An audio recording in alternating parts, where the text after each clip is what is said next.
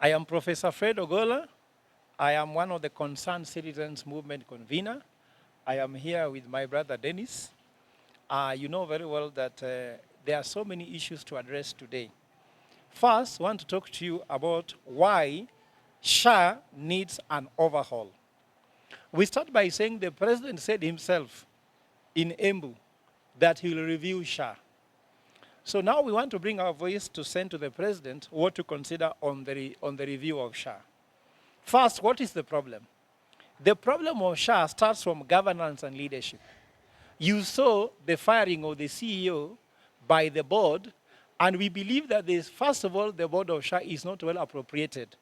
All the clinical officers who worked for the government stated they need a whole overhaul of that leadership of the board plus management. So we don't just have to sacrifice one person to show us there's something happening. The whole system of governance, Mr. President, and the management is in problem. So you must remove it. Secondly, we need to introduce what's called accountability.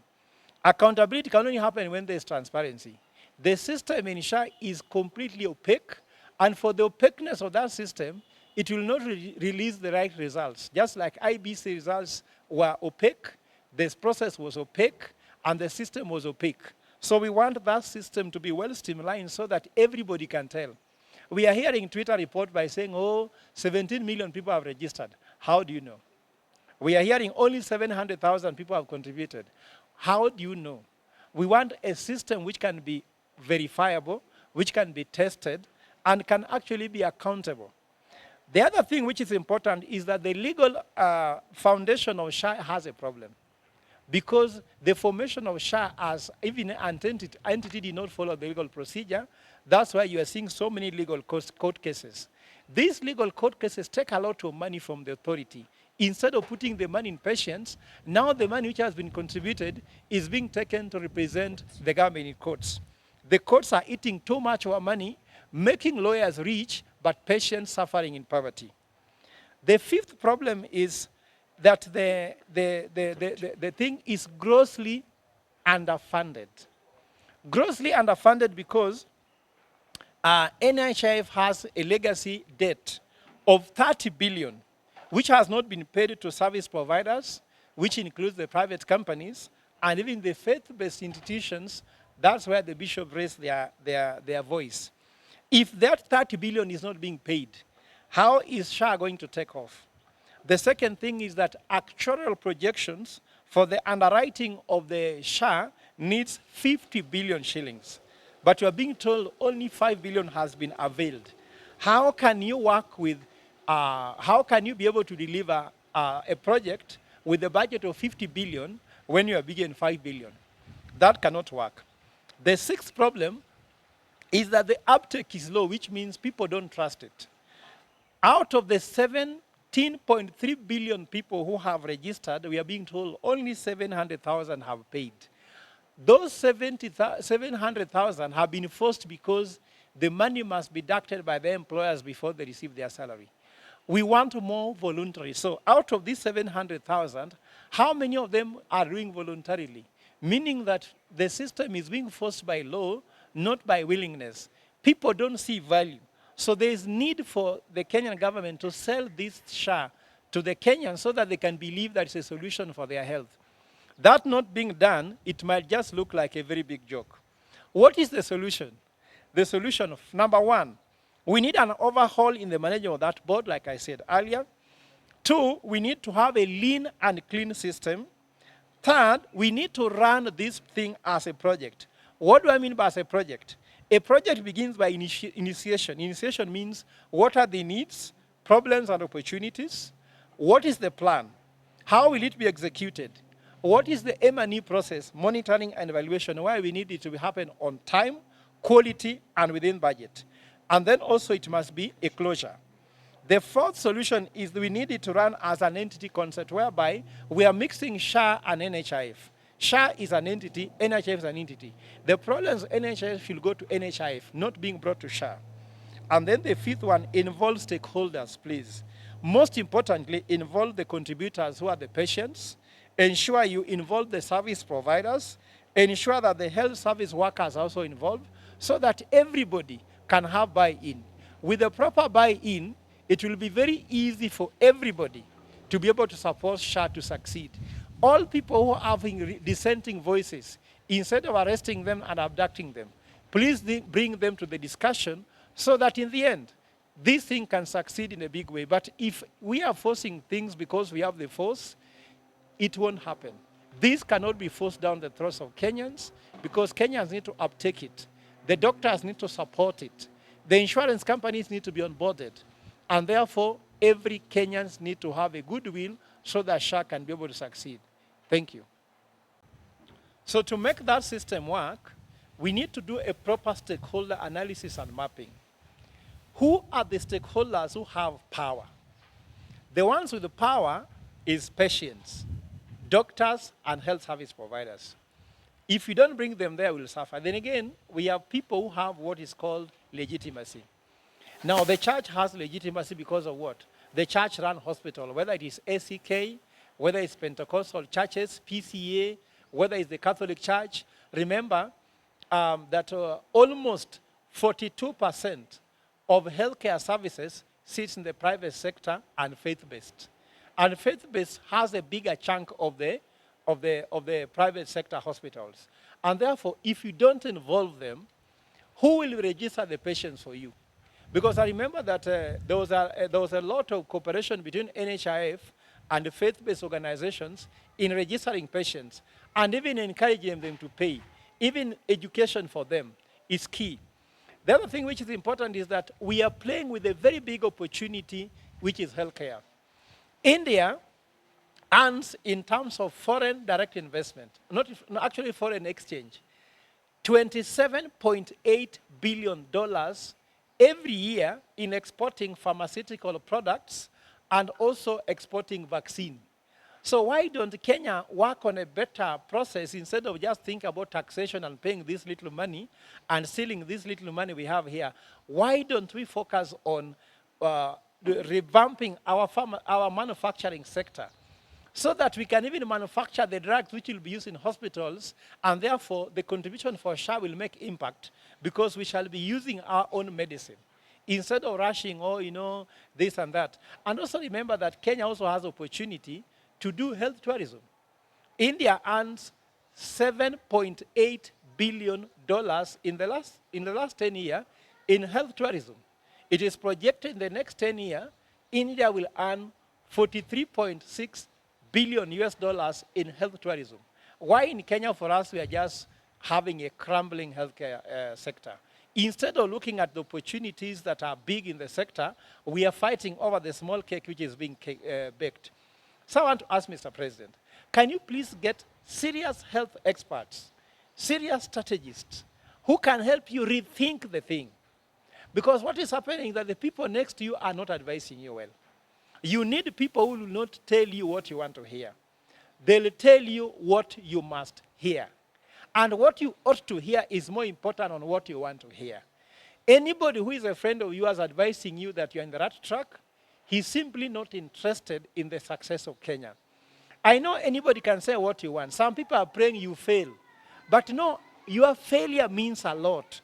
Your failure means someone is dying in a hospital, cannot access diabetic treatment, cannot access arthritis treatment, cannot get chemotherapy, so your failure means death to Kenyans.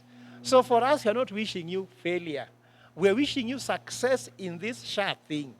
If you cannot do it, it's not broken, go back to NHIF. Because NHIF was working. But if you believe you can turn it around, do an overhaul in this system, because the people around you are just stealing. They are not concerned about executing healthcare for Kenya. There's nothing you can do without life. And therefore, we were not going to compromise this. I advise you as an academic, I advise you as an expert, and I advise you also as a Kenyan, who not only loves Kenya, but also loves the success and the legacy that Kenya brings with it. I think that is the direction you need to go. Do a proper analysis. I hear you are hiring consultants. I'm looking at the list that is there. I don't see there's anybody there who has delivered something so special that can be able to help you succeed. When you hire consultants, hire people who are worthy of turning around healthcare. Because remember, all of us are Kenyans. Kenya is our business, and our business is Kenya. Thank you. So, ladies and gentlemen, I'm Professor Fred Ogolla. I want to talk to you about why we need to understand that bishops are the national conscience for our country. In the few days, the Catholic bishops especially have been trending to have called the press conference and told the president to stop lying. And of course, the government have responded through different agencies disregarding what the bishops have said. My view to the government is, please listen to what the bishop says. Can you imagine a country without a conscience? And who represents the Kenyan national conscience?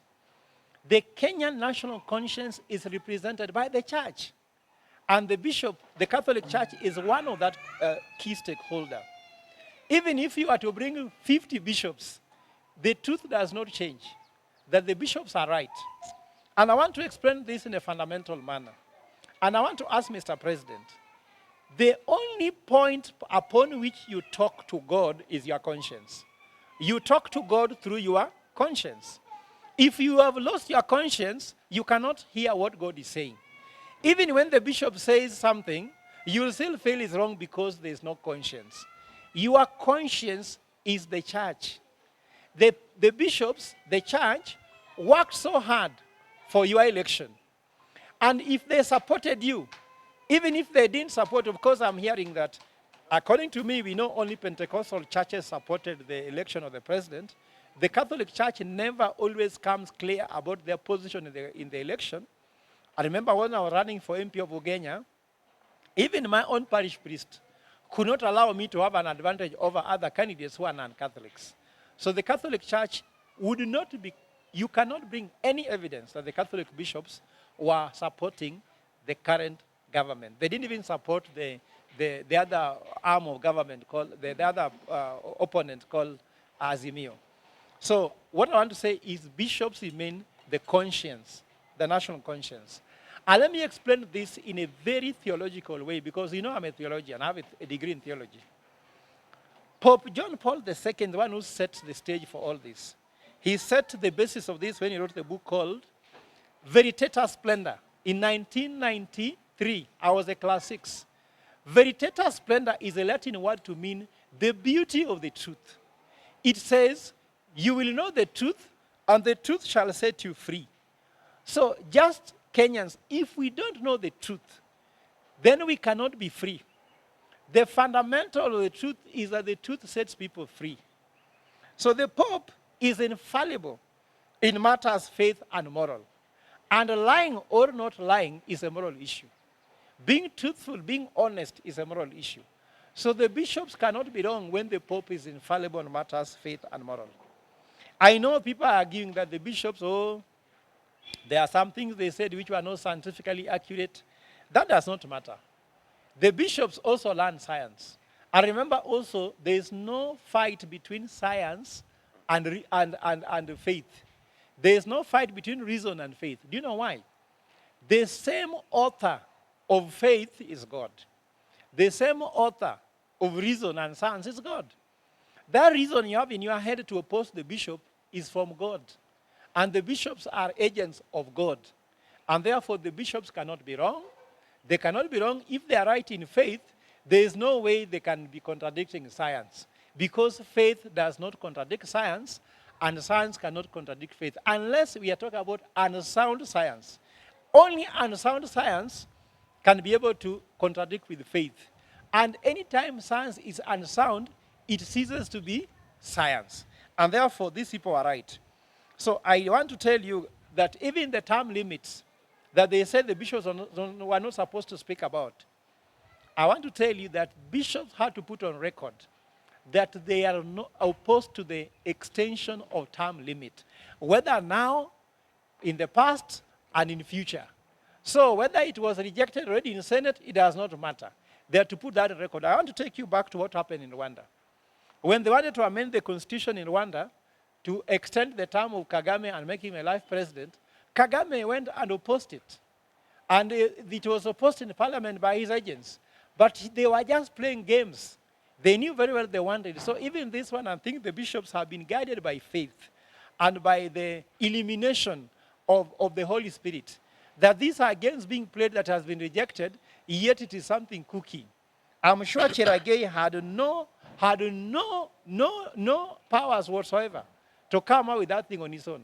He's an agent of somebody, and therefore the bishops had to clarify that rightly. And I want to explain, why do you think the bishops identified and said stop lying? What is the danger of lying? No, when a government that is lying, first of all, let me tell you what, all governments lie. Even American government do lie. But the problem with the lying is that if you continuously lie, can you be taken as a going concern as government? When the government says we are going to affordable housing should be seen. If it's not there, people normally listen to the government policy. They invest their money on acquiring equipment for affordable housing. People go for training depending on what the government says is the main driver of the economy. Now, after they've invested their time, they have invested their resources, then what the government says does not happen. It can actually become very problematic. In fact, I want to tell you, if you want to know how dangerous a lie is, suppose you have a mechanic who tells you that he has installed the state-of-the-art brakes in your car, and you are going for a long trip. Then you go at 120 or 180 kilometers per hour, only to step on the brake and find they are not there. Are you alive? You are dead. Can you imagine a government that tells you that SHA and SHIF is working?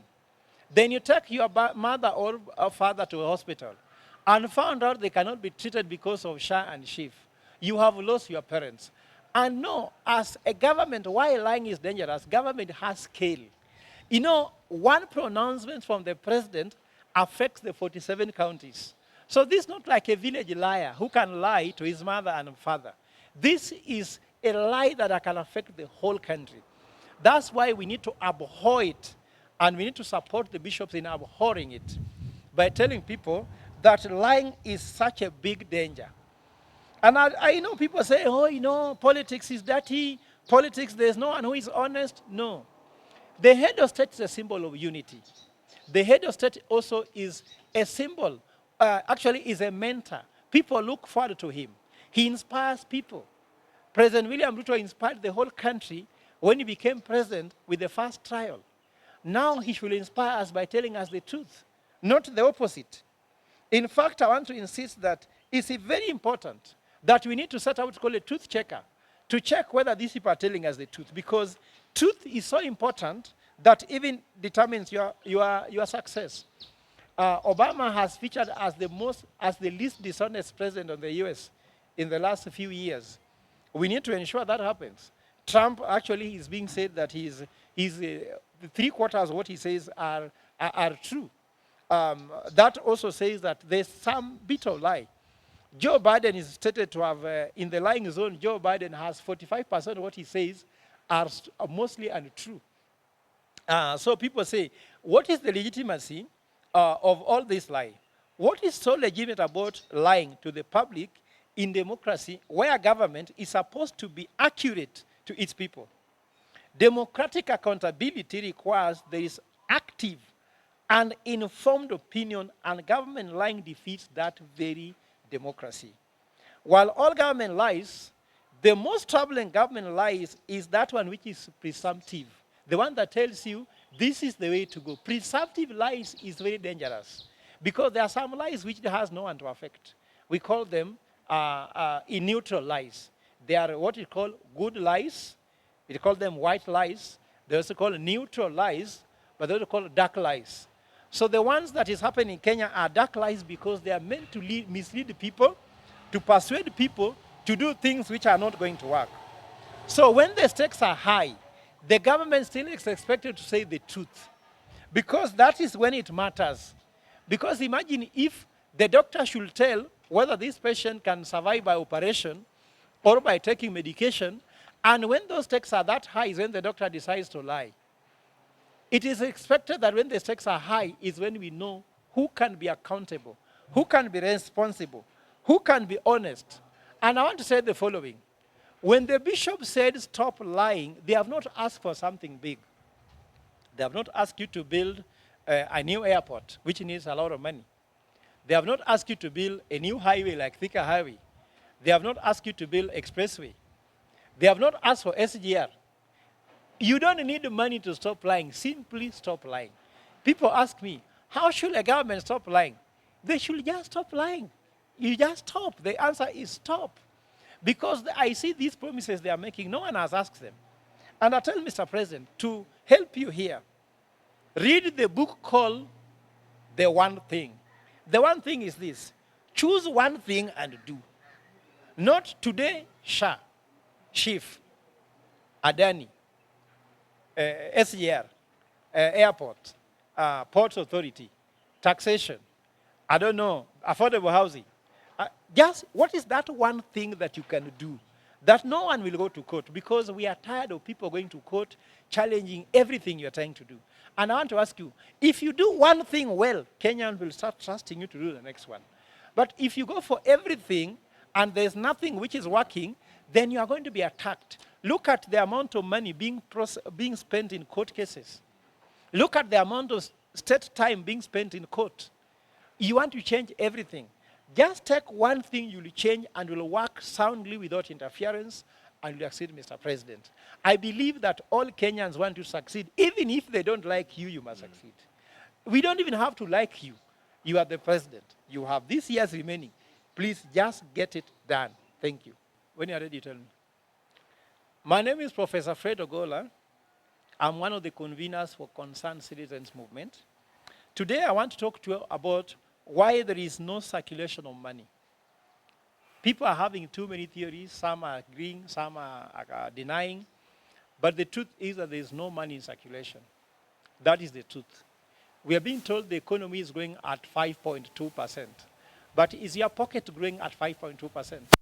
Those are just, what is growing is how much revenue the government is collecting in terms of taxes. And they are collecting them from you. We are being told inflation has gone down.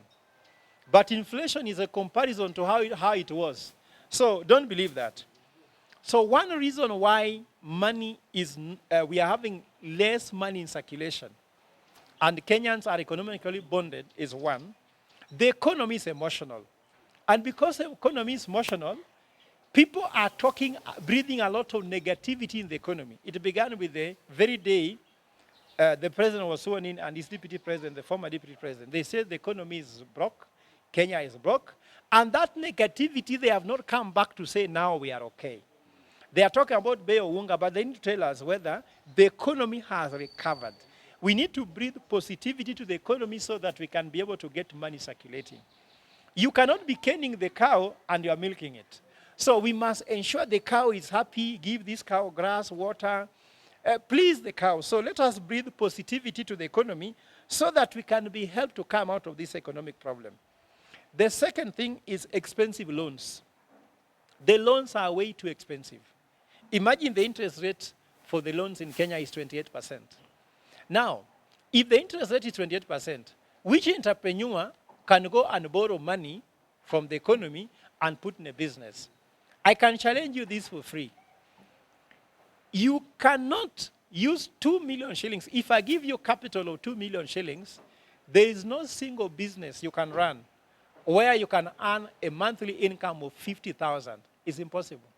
You cannot. Which means we have very many poor millionaires. If 2 million cannot give you income of 50,000 per month, how can you pay rent? Can you take a child to school? Medical. Can you pay your medical bill? So it means that we have very many poor millionaires who have 2 million and cannot go anywhere.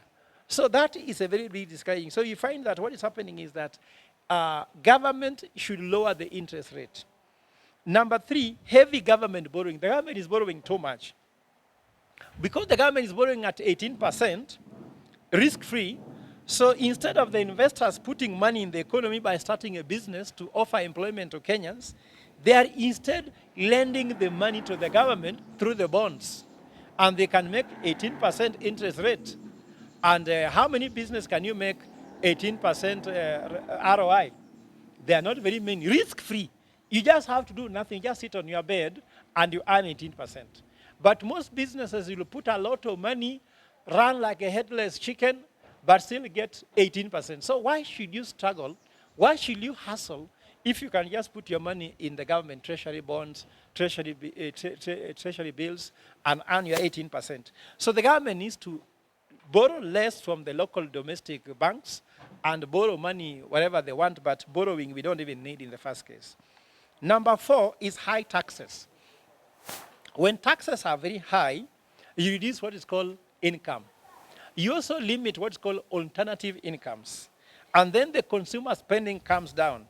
And therefore, money is low in circulation. That's why you're seeing those selling clothes, mark my words, those selling accessories like watches, those selling electronics, you realize no one is buying from you, because when we have less alternative income, we have less disposable income, we don't spend them on luxury products. So anybody selling business or luxury, those importing cars, second-hand clothes, those selling shoes, those selling hairwear, cosmetics, you'll discover that there's less spending to you. And when we are spending less on you, you are getting broke and broke. And that's why there's no money in circulation.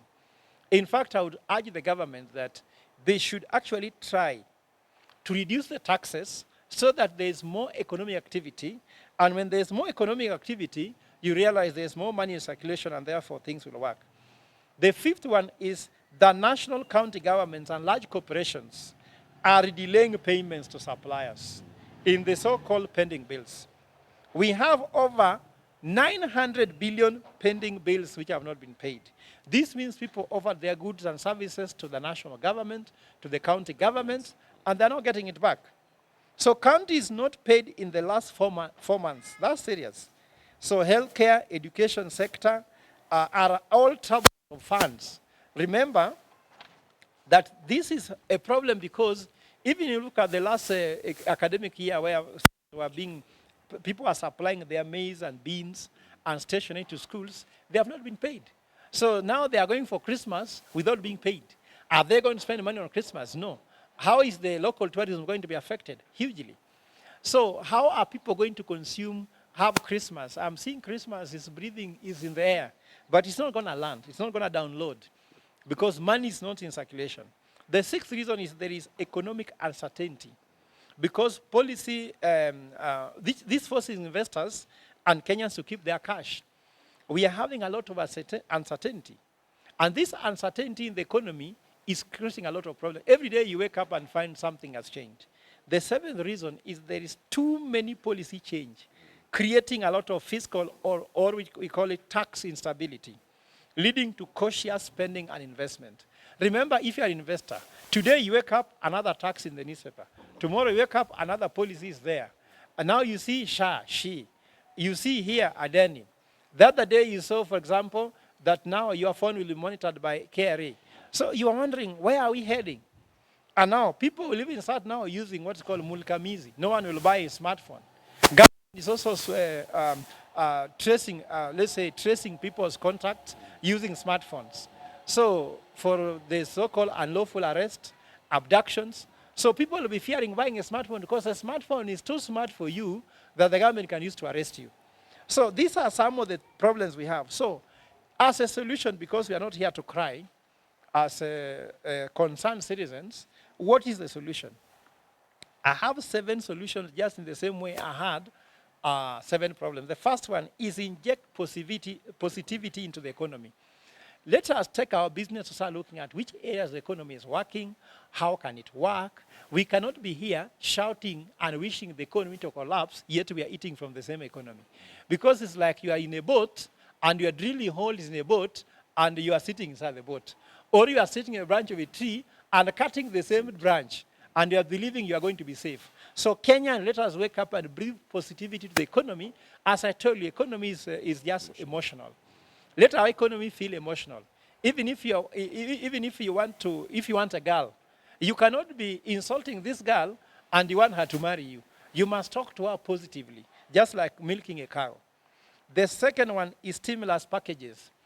The president has been offering more austerity measures than stimulus packages. Stimulus in the economy. Stimulus in the economy could just mean, for example, hiyo kazi ya vijana pesa itembee. Pesa ya wazee itembee. Hiyo pesa ya linda mama itolewe. Hizo pending bills zilipwe. Kila mtu mwenye amefanya kazi, let him be paid. When money starts moving in the economy, you realize, oh guys, the economy is doing well. They start talking about it. Like now, today is Monday, everybody is sober. Before Monday used to be a very heavy day. Why Kenyans not used to like Monday is that they used to spend a good time over the weekend. Well, today when I was on the road, everybody is working. In fact, I'm sorry to say that when I was living in Langata Road, over the weekend, Saturday and Sunday, there used to be a lot of cars that had accidents flying over the fences because guys were drunk. Nowadays, those things are not seen because people are too sober to cause accidents. I'm not saying accidents are good. I'm telling you signs that the economy is suffering. So stimulus package is important. The third one is work on the ease of doing business. Kenya is the worst in ease of doing business. Kenya is only better than South Sudan, which is the last born of Africa. That is not good because there's corruption in the system. There's a lot of red tape in the system. There's a lot of waiting. Everything you wait. You apply for ID, you wait longer. Passport, you wait longer. You apply to register your company, you wait for longer. Even you want to pay taxes, paying taxes, even you wait longer. Everything needs to be streamlined. We need a lot of ease of doing business. Too much bureaucracy is not helping. Introducing too many laws and policies do not work. When people are good, even God reduced the laws to one. Love. Because we had a lot of there are so many commandments. They reduced them to 12 commandments. Then Jesus put them into 2. Love your neighbor and love yourself. And the main word was love. So these too many laws and policies are not helping us. They help destabilize the economy. Stabilize Kenya's fiscal policy. What I'm asking, Mr. President, too much changes in policy around taxation about the economy disrupt the economy every now and then. Even if a child is growing, allow the child to grow in a certain environment. You cannot be taking this child to Mombasa. Tomorrow they are speaking Pokomo. Today they are speaking Kikuyu. Then they speak Luo. Then they speak Swahili. Then they speak English. It will take this child forever to learn the language. That's why sometimes you must be consistent about 1 or 2 languages. Then after they pick those 2 languages, they can use those languages as a basis to learn another language. Can you imagine you have no language and someone is trying to teach you using another language? So if you know English, they can use English to teach you French. You cannot use no language to teach Spanish or German. So stability is needed. The 5th one is accountability, transparency, and integrity in the public and private system so that we can have a clean and lean system of government. The 6th one, adjust interest rates. Lower the interest rates to allow the private sector to access money. You don't need even to tell them you're creating jobs for them. They'll just realize jobs are being created. Then you see taxes coming to your pocket. So just allow the private sector to do business. Don't even compete with them. Allow them to do business. The 7th one is, and I ask you, Mr. President, listen to me carefully. We need to have a national convention on debt and corruption. We need to go to meet in Bomas with the 2 roles, not about public participation, to impeach anybody. Let us meet in Bomas to discuss the issue of debt and corruption. Then you have to create what you call an efficiency system. Donald Trump has talked about efficiency commission to kill all the wastages. As I talk to you, your deputy president runs on 30 fuel guzzlers. Your prime secretary runs on 15. All your CSS run on 7 fuel guzzlers. All your PSS has 5.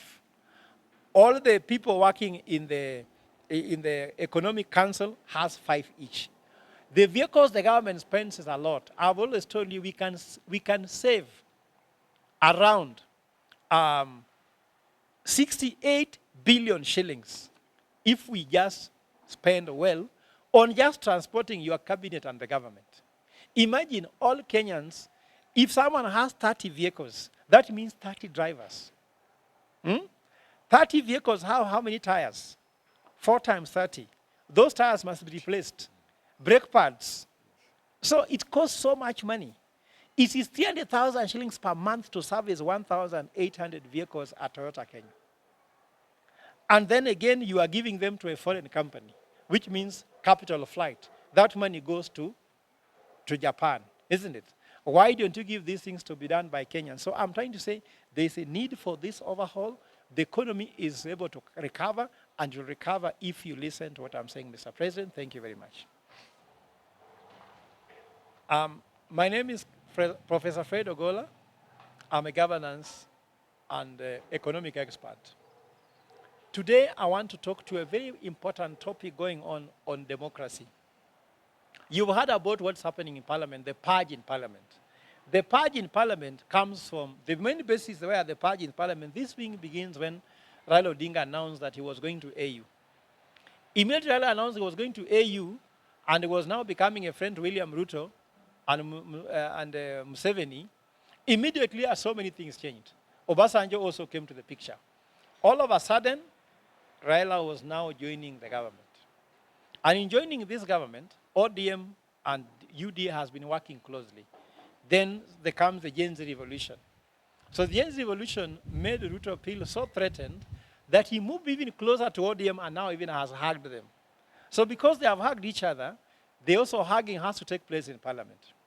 That's why you are seeing the key committees in Parliament. ODM is demanding slots here and there. They are trying to say ODM ni ngamia ambayo imeweka kichwa, now inaweza kuingia na mwili yote. But that is not why I'm here. I'm here for a very important way to explain this. We are talking about democracy and expanding on democratic space. Raila Odinga has fought for the expansion of democratic space for a long time. But I want to say there's something missing. We will never have an extended democracy when we do not have political parties. In Kenya, we don't have political parties. What we have is what is called fraternities and sororities. These are just people who come together, and the party is owned by one person. Then they pretend there's a political party. That's not a political party. They're just furthering individual interests. That's why since independence in Kenya, we've never had any stable political party. KANU came and KANU went. PNU came and went. Rainbow came and went. NASA came and went. Jubilee came and went. And of course, Jubilee is trying to come back. So we're waiting for it to come back. So if you want to know a political party in Kenya, let me give you the image. CCM in Tanzania. That's a political party. A party that can select a candidate and dictate the candidate. If you go to South Africa, ANC is a political party. Because ANC members can recall the party leader of ANC, who is the president. And if he does not obey them, they can fire him. And when the ANC fires their party leader, the party leader ceases to be a president. And when they appoint another leader, that leader becomes the president of South Africa. You saw what happens between Zuma and Ramaphosa, isn't it? So you saw what happened with Thabo Mbeki. So the same thing can happen in Kenya. Before a political party can recall the party leader and make them lose the presidency, we have no political party. In Kenya, if you want to compare, if UDA fires William Ruto, can William Ruto cease to be the president? Never. He can even form another political party tomorrow, isn't it? And move on with it. Can ODM fire Raila Odinga? They cannot. Can Wiper fire Kalonzo Musyoka? They cannot. Can DAP fire Eugene Wamalwa? It's impossible. So when you look at all this formation, is that I'm telling Kenyans, we need to have a political party. And what should a political party do? A political party should bring people together in a country to further socio-economic progress. Is ODM doing that? Is UDA doing that? I don't think they're doing that. And let me tell you what makes a political party is that political party must have locus of control, not giving it to parliament. What do I mean by that? You see, a political party is the one which proposes candidates for election. In Kenya, once a political party has nominated you to be a candidate, once you become an MP, now you serve either the executive or your party leader. You never serve the interests of the party. Even the party can die, but you are still in parliament. Yes. But if the locus of control does not go to the political party, where the political party can dictate how members of parliament behave in parliament, there is nowhere. For example, how can opposition MP go and vote with the government in parliament and the political party cannot punish them? In South Africa, that cannot happen because the locus of control is the political party. Political parties should be with their manifesto. That's why before you register a political party, it's so important that you must have all your manifesto up and running. So for us in Kenya, I want to urge people who are forming political parties and people who are in political parties, We want political parties with lots of control, which can control how the state runs businesses. But before we do that, when a political party belongs to an individual who dictates the way he wants, we'll only be joking. That's why we can never see Kenya progressing, because all parties are held hostage by parliament. But in Kenya, you saw, for example, the impeachment of Deputy Gachagua. It was all two people who are becoming what you call super MPs. What Raila said and Ruto determined what happened in parliament. But it will be the party leader that determines it. But not just the party leader, the party members. Did ODM agree together? Remember, even for ODM to join government, there was no NDC that declared ODM is joining government. So on what basis was ODM joining government? For UDA to welcome ODM into the government, UDA needed to have an NDC. UDA could not even hold their grassroots elections, isn't it? Now ODM is saying they are doing one. We are waiting to see that they are going to do it. Now ODM has a new party leader. There is no NDC. It was just somebody appointed her, and she's the party leader. So we are looking for political parties which have ideologies that can stand the test of time. But when you have these political parties that can just are just being used and misused by individuals to do what they want, the Kenyan democracy will not be able to advance, and we cannot be able to put executive into account. For us to have independent executive, independent judiciary, and independent legislature, we must have strong political parties. Why are people saying that parliament has been emasculated and has been captured by the state? It's because we have no strong political parties. There is no ideology. They say ODM stands for social democracy, but the manifesto for Kenya is capitalistic. Kenya is a capitalist economy, and ODM is in government. And UDA also talks about social democracy. So they look the same. But the execution is capitalism. So we are having so many socialists inside socialism, but actually their capital is hiding inside socialism, furthering capitalist agendas, pretending to be true socialists. So I know that socialism is still not a solution. Left and right have issues. The issue is the balance between the left and the right. And I think that's why Mzee Jomo Kenyatta became non-aligned. That was a founding father who stood non-aligned, just to ensure we are not either with USSR or USA. And for that matter, Kenya thrived economically. So we don't want people to take sides, capitalism, socialism, no. People don't want to hear about socialism, capitalism. People want food on the table. They want healthcare that they can afford. They want education that can be able to give their children jobs. They want livelihoods to grow. They want their future to be guaranteed. And they want their comfort in their country to be provided for. They don't want to hear rhetorics of socialism, capitalism. Those are just your own ideologies. But I'm still insisting on strong political parties that can have a say on whatever is a key decision in the country. Because if we don't go that way, you know, after Raila Odinga is going, ODM will go. After Baba goes to AU. And also after Ruto leaves the government, UDA will also die. But I think this time when Raila Odinga is going to AU, with all the blessings, I want to explain that Kenyans should all stand behind Raila Odinga. It feels so unfortunate. I'm seeing some Kenyans even making posters for this Yusuf man from Djibouti. I'm asking myself, if a Kenyan is running, why should a Kenyan make a poster for another citizen of another country? Do you even know that person? Have you worked with them? Have they created an impact in this country? And that is just pure hatred.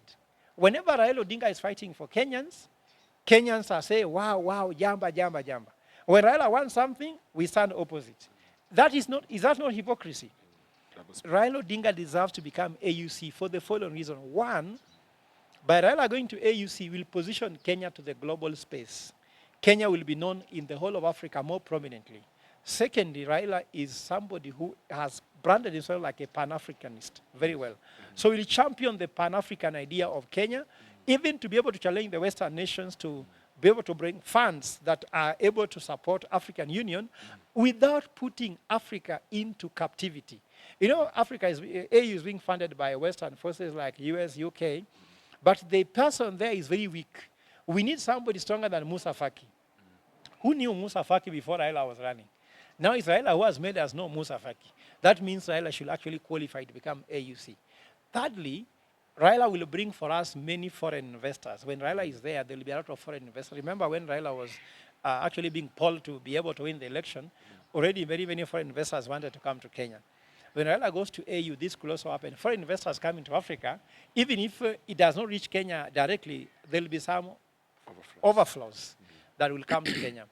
But also, Raila Odinga has been a Luo who has been said, oh, Luos cannot rule, Luos are circumcised. So if Raila Odinga become the AUC chair, it removed that voodoo. That caste they say Luos cannot rule will be removed properly, and it actually will be a pride for the Luo community, but not just Luos, but also for Kenya as a whole. Remember also, Amina Mohammed did not win. So if Raila Odinga wins, it will be like that time there was just bad luck, but Kenyans actually can win AUC. If Kenyans don't win AUC this time, people start believing that Kenya will never win. That voodoo will be difficult to remove. And lastly, Raila is very eloquent and very educated person in terms of matters of Africa. Raila can tell about African issues at the palm of his hand. He can tell you how many tarmac roads are in Africa, how many kilometers, how much unpaved roads are there, and what can be done to improve it. So I believe so strongly that you need to give it to him. Even for the sake that William Ruto is supporting him, I agree that William Ruto will help him out. I understand, even if you don't like William Ruto or not, we're being told that William Ruto has never lost any single political duel. This one, he's not losing. And I can see that he's going to make Raila AUC chair. And if Raila goes, it will work very great. And I want to tell the Gen Z who feels betrayed, that Raila betrayed them during the Gen Z revolution. I was on the street. I ate tear gas. I was beaten. I've been arrested. I was part of the Gen Z revolution. But here, don't think negatively. Raila is passing the baton to you. So when he